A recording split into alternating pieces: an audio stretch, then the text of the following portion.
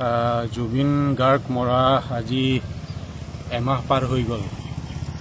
জীয়াই থাকোঁতে জুবিনে কৈছিল পলিটিক্স নকৰিবা বন্ধু, কিন্তু দুৰ্ভাগ্যজনক অতি পৰিতাপৰ কথা, যিগৰাকী জুবিনৰ মৃত্যু আজিও অসমৰ জনগণে আজিও সহ্য কৰিব পৰা নাই। ন্যায় বিচাৰি পেলাই মানে বহু ৰেকৰ্ড কৰিব গৈ আছে অসমৰ জনতাই। পলিটিক্স নকৰিবা বন্ধু বুলি কোৱাৰ পিছত মোৰ পিছফালে যিখন বেনাৰ দেখিছে আপোনালোকে, এইখন ৰাজনীতি কৰা হোৱা নাইনে? এগৰাকী জনজাতি মৰ্চাৰ উপসভাপতিৰ মানে নিৰ্বাচন সংক্ৰান্তীয় প্ৰচাৰৰ বেনাৰ, তাত জুবিনৰ প্ৰাণৰ শিল্পী বুলি পেলাই এইটো কি ৰাজনীতি কৰা নাই নেকি তেখেতসকলে? মুখ্যমন্ত্ৰীয়ে যে বাৰে বাৰে কৈ থাকে মানে জুবিনক লৈ বিৰোধীয়ে ৰাজনীতি কৰিছে। মুখ্যমন্ত্ৰী ডাঙৰীয়া, আপুনিতো জুবিনক লৈ পেলাই বহুত ৰাজনীতি কৰিছে। আপোনাৰ কথা বাৰ্তাবিলাকৰ কোনো লাগ বান নোহোৱা হৈ গৈছে। আমি অসমৰ জনতাই লক্ষ্য কৰিছে আজিৰ তাৰিখত।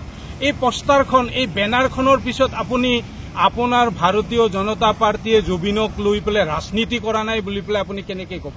আপুনিতো ক'ব, কিবা কিবি উত্তৰ দিব, কিন্তু অসমৰ জনগণ বেনাৰখন দেখি পেলাই কোনো বুৰ্বকেও নাভাবে যে এইখন ৰাজনীতি কৰা হোৱা নাই।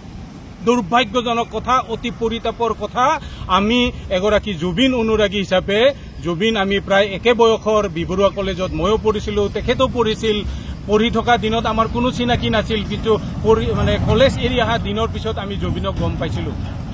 ব্যক্তিগত জীৱনত কোনোদিন তেখেতৰ সাক্ষাৎ পোৱা নাই, কিন্তু জুবিনৰ গান ভাল পাওঁ, আজিও ভাল পাওঁ, জীয়াই থকালৈকে ভাল পাম।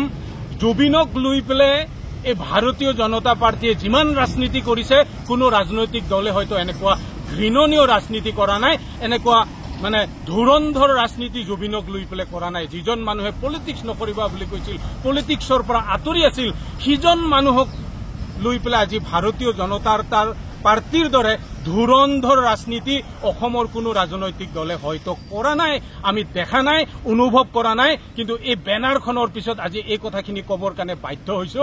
আৰু অসমৰ ৰাইজে এই বেনাৰখন দেখাৰ পিছত চিন্তা কৰক কোনে ৰাজনীতি কৰি আছে, তাৰ উত্তৰ অসমীয়া ৰাইজে দিবৰ কাৰণে চেষ্টা কৰিব বুলি পেলাই মই আশা কৰোঁ।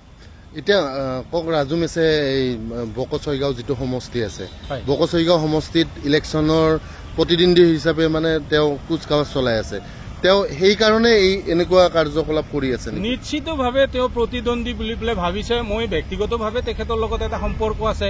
কোনোবা পেৰাগ্লাইডিং নকৰিলে হেনো ইয়াত তেওঁ টিকেট পাব, সেইটো নিশ্চিত। আৰু সেই টিকেটটোৰ কাৰণে 26ৰ সেই বিজেপিৰ প্ৰাৰ্থী হ'বৰ কাৰণে তেওঁ জুবিনক ব্যৱহাৰ কৰিছে।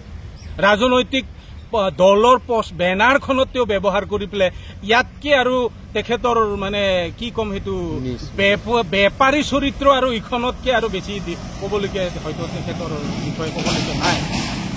অতি দুৰ্ভাগ্যজনক, যিজন মুখ্যমন্ত্ৰীয়ে ৰাজনীতি কৰা বুলি বেলেগক কৈ আছে, ৰাজু মেছে কিয় বুজি পোৱা নাই তেওঁ যে জুবিন গাৰ্গক লৈ পেলাই ৰাজনীতি কৰিছে, সেইটো কিয় বুজি পোৱা নাই, সেইটোতো মানে অতি দুখ লাগিছে আমাৰ ক'বৰ কাৰণে। দুৰ্ভাগ্যজনক। যিকোনো খবৰৰ বাবে যোগাযোগ কৰক 7099017330 লগতে 7099017110 নম্বৰত।